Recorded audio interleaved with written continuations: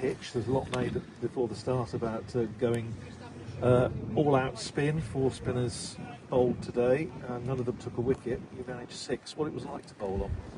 Yeah, obviously we expect it to spin at some point throughout the game, but I think it wasn't much today. It hasn't really broken up so far, so hopefully tomorrow it can break up a bit and the spinners come into play sort of in the second innings, hopefully.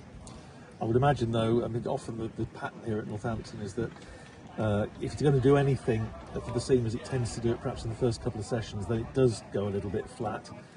Is that the way it's gone today?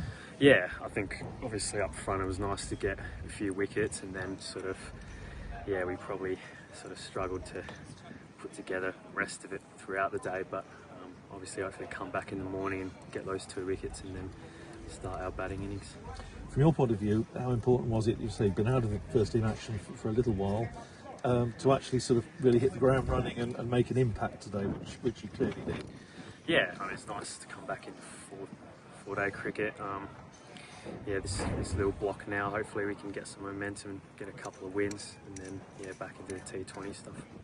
Have you ever played in a match where 8 bowlers were used before tea on the first day?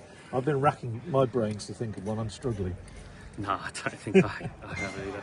That's a bit rare, but no, I guess yeah, we got plenty of options. That's the good thing about it. We got lots of spinners and different sort of matchups for each batsman. So yeah, it's probably a good thing, really. Talk to us a little bit about the Kookaburra ball, which is obviously in use for this round of matches. I would imagine you have a deal of experience of bowling with it. Yeah, with the Cook, I've played a fair bit with it back home in Oz. But yeah, it's obviously the ball's got a bit softer compared to the Dukes. Get a bit softer earlier on in the innings. It's kind of what happened today. Like it was nice up front. It still swung a bit up front, and then sort of got a bit softer, and the swing came off the ball. And then yeah, we found it hard. We just had to probably sort of hold our lengths for a bit longer. We probably leaked a bit towards the end there, but yeah, that's cricket.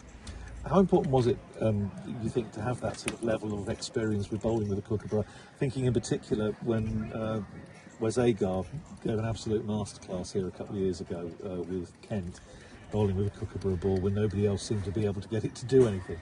Yeah, it is a different skill to the Duke. I mean, guys who play with the Duke over here obviously have skills that are different to what Australian seamers would have when they come over here, but yeah, I think it's just about being clear with your plans and sort of hitting the deck hard and not sort of floating it. I think with the Kookaburra ball when it's a bit softer.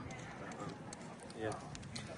And the outfield is already starting to look a bit like 1976 for we old people. Remember when it was like 50 years ago when it started to look a bit bare. It's hard work out there at the moment. Yeah, it's fast outfield today. It was sort of flying off the bat. So I think our fielding could have been probably a tad better as well. We just debriefed before and we discussed that our fielding probably could have been a bit better. But yeah, we'll come back tomorrow, rest up, and then hopefully take this wicket and get going. And hopefully you get at least one of the last 2, get a 7th and a career best. Yeah, hopefully. We'll see what happens. Even though that will mean buying a round, of course. Yeah, unfortunately. That's great. Thanks very much.